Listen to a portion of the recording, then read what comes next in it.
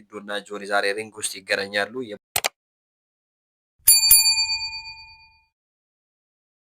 ፋሚሊ ዛሬ እንግዲህ ዋና ዋና ሁለት መረጃዎች አሉ። እነሱን እንግዲህ በቅደም ተከተል ወደ እናንተ አቀርብላችኋለሁ። እስከ መጨረሻው ድረስ የኔን አካውንት ሰብስክራይብ ማድረግ አብራችሁን ቆዩ።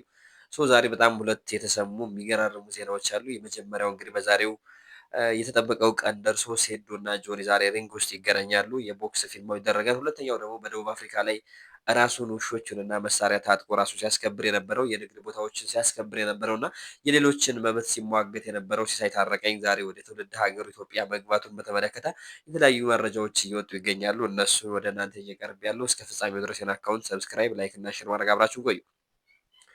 ወደ መጀመሪያው መረጃችን ስናልፍ ዛሬ እንግዲህ በኢትዮጵያ ለመጀመሪያ ጊዜ እየተደረገ የሚገኙ ፋይት በአድዋ ሙዚየም ዛሬ እንግዲህ ይደረጋል እየተደረገ ይገኛል። በአሁኑ ሰዓት ኦልሞስት ጀምሯል።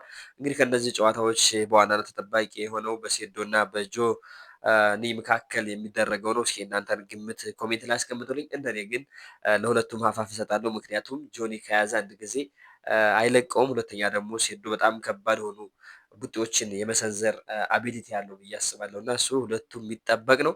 እሱ እንግዲህ ሚዲያ ላይ የነበረው ግርግር ከመጀመሪያው ከእናቴ ትቆጣኛለች ገንዘብ አነሰኝ 10 ሚሊዮን 5 ሚሊዮን ከሚለው ከሴዶ የተለያዩ ግርግሮች እንዲሁም ደግሞ ሰሞኑን ከእንቁላል መተት ጋር በተያያዘ ካልገጥምም የነበሩ ሁሉ ውዝግቦች ሁሉ አልፎ በዛሬው ዕለት እንግዲህ ሪንግ ውስጥ ይገባል ሴዶ። ሴዶ ያሸንፋል፣ ጆ ያሸንፋል። እስኪ እናንተን ሀሳብ ኮሜንት ላይ አስቀምጡልኝ። ለአሸናፊው የ50 ብር ካርድ መሟላ ይሆናል። መጀመሪያ ኮሜንት ላይ ለገመተልኝ ማለት ነው። ሌላኛው ሁለተኛው መረጃችን ባለፈው በደቡብ አፍሪካ እንግዲህ የመጤጠል ወይም ደግሞ የሀገራቸው ዜጋ ያልሆኑ ሰዎች የማባረር ዘመቻ እንደነበራቸው የሚታወቅ ነው።